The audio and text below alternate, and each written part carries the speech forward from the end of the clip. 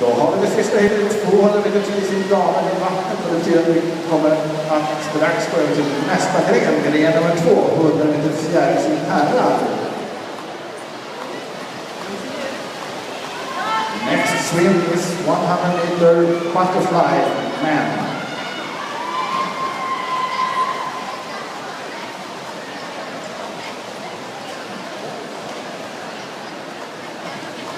Och som sig bör i toppsidan tid så är det här en hård upprörelse. Men Ira Kokka från Åbo vänder först efter 50 meter.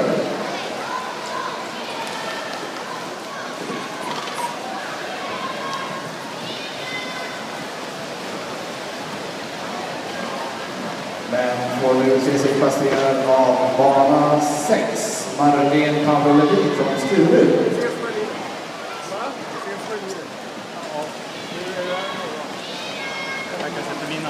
Och då har vi 3 simmare i stort sett sida vid sida. Vi har Marlene, vi har Frida och vi har dessutom Emma Rosan från Järfälla.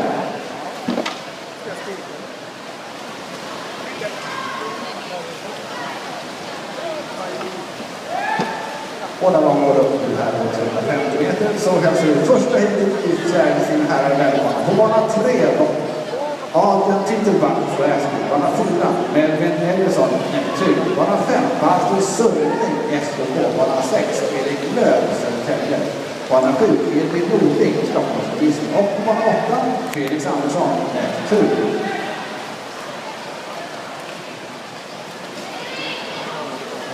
Och in mot morgon nu så har vi ledning bana 6 Marlene Pavolevin från Sturud.